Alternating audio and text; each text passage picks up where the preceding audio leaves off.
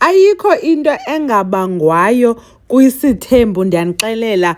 Jonga, le fight kaMacele noMayeni kudala ke siqomba awanda bebesilwa ngantoni inoba balwa ngento ka-wife number 5 bayezawuhlala eMzumbe uMacele emsupport ekubeni koba yena ehlala eSeapark inoba bekuqalele phi inoba bene-meeting ngoba ngoku kaloku sibabona besilwa bephandle. Molweni ndanamkela kuMamgobhozi TV. Hayi ke sesibonile kwi-preview yento ezawudlala uba kanye yintoni le ibalwisayo and asizokwazi ulinda mntasekhaya ingathi uthanda uba kude u-8 o'clock khange ndiyilindele ke le into bethunani. So uMacele uyacacisa bethuna uba usine besimvile mos usine ngoko bethina notatakhe utatakhe embuza ngento ile podcast awayenzile la interview wathetha ngento yoba yena ukhahlale angatyi. Yakhumbula ethetha nangomangwabe emvimba i-role wathi ke akabathandi umangwabe nomakhumalo. So utatakhe wambuza ngaloo nto leyo wathi usine vele ndisamile kuloo nto leyo. So ke waphela usine esithi akasayina kuloo family trip. So Macele ke uyivile loo nto leyo uba usine akasayi kwi-family trip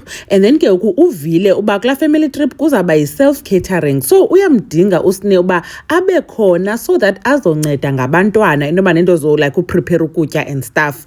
So ke caba uMacele uthi waya ku-director wafika wamxela udirector uba director ndicela wethu uthetha nosine uyabo malunga nento uba engayi kwi-family trip ndimcela uba makaye. So amin ke kwafuneka beshutile ke yabo. So nanku uMayeni kodwa usisi wasoShabeni bethunani is very troublesome. uMayeni ke sana wakhalaza wathi waya ku-director watsho ku-director uba uyavuma xa ecelwa nguMacele to do extra scenes kodwa kuye akavumi.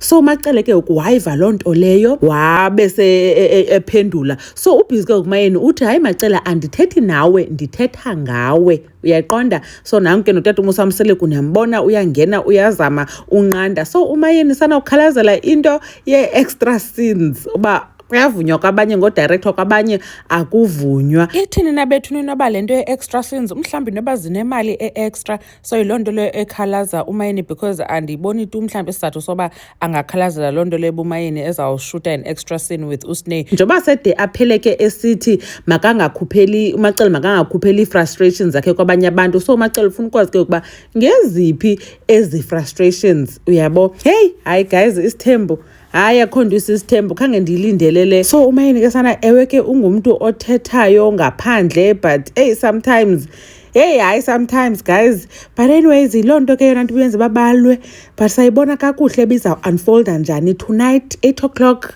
channel 161 Mzansi Magic sabe sithe gqolo. Mamgobhozi uyanibona kwivideo elandelayo. Bye.